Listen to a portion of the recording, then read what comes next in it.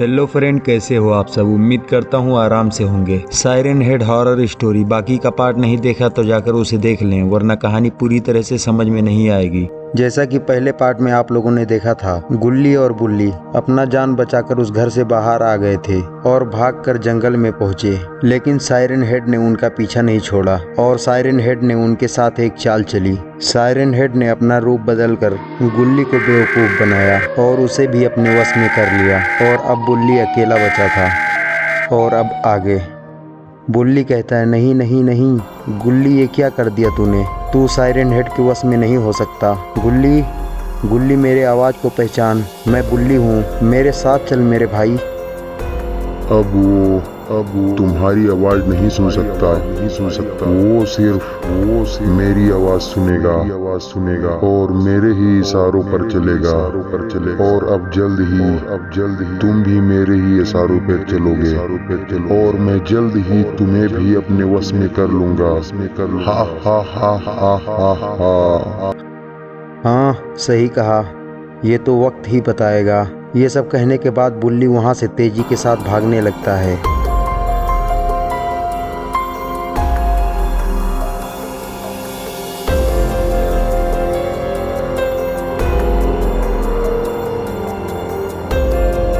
काफी तेजी के साथ भाग रहा होता है और कुछ ही देर के बाद अपने घर पहुंच जाता है। अब मैं किसकी मदद लूं? अब किसके पास जाऊं? अब तो गुल्ली और सोम दोनों ही सायरन हेड के वश में हैं।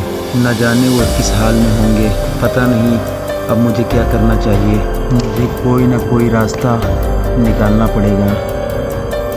और ये सब कहने के बाद बुल्ली छत के ऊपर जाने लगता है और छत के ऊपर जाने के बाद सोचने लगता है। हाँ, सोम की वो किताब जिसमें उसने सायरन हेड के बारे में लिखा था, उसमें और भी बहुत कुछ लिखा हुआ था जो मैंने पढ़ा ही नहीं। मुझे सोम के घर जाना होगा, लेकिन इस वक्त नहीं। रात बहुत हो चुकी है। मैं कल सुबह उसके घर जाऊंगा।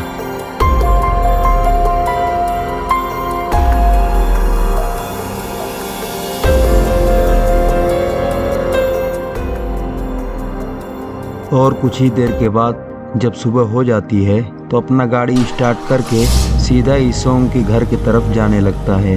बुल्ली अपने गाड़ी को काफ़ी स्पीड के साथ ड्राइव कर रहा होता है कि कुछ ही देर के बाद सोम के घर पर पहुंच जाता है और दरवाजे पर पहुंचने के बाद दरवाजे को ठकठकाने लगता है और तभी सोम के अंकल दरवाज़ा खोलते हैं। अंकल, क्या मैं सोम के कमरे में जा सकता हूँ?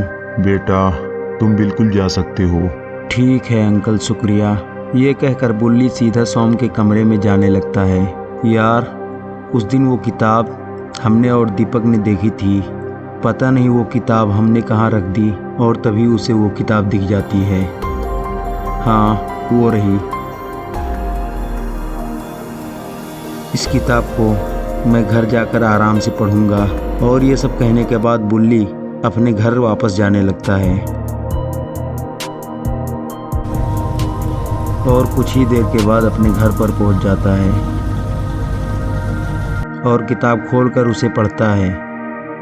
और उसमें लिखा हुआ था, मिस्टर गुरूनर, जो सायरन हेड के बारे में बहुत कुछ जानते हैं और इन्होंने सबसे पहले सायरन हेड के बारे में लोगों को बताया था कि सायरन हेड कैसे वजूद में आया। ये बात भी मिस्टर गुरूनर ने ही लोगों को बताया था। इसका मतलब ये कि मुझे मिस्टर गुरूनर से मिलना होगा, शायद वो मेरी मदद कर पाएंगे। और ये सब कहने के बाद बुल्ली मिस्टर गुरूनर के घर की तरफ जाने लगता है।